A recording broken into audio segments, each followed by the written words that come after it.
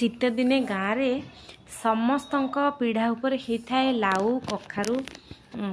गछ माड़ी थाए से जेजेमा गोटे लाउ तोली आने आउ फ्रेश फ्रेश तरकारी बनै दिए माटी हांडी रे ता हाथर कि स्वाद खाली गरम भात आउ लाउ तरकारी आम खुशी रे खाई जाऊ। 12टा गोटे बेले खरा होता है दांडरे समस्ते घर परिवार सबू लोक मिसी गोटे जगार बसिकी खाओ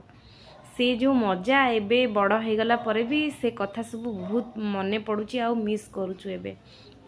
से मने पकई मु आज लाउ तरकारी करथिली से भी माटी हांडी रे प्रथमे लाउ सारू आलू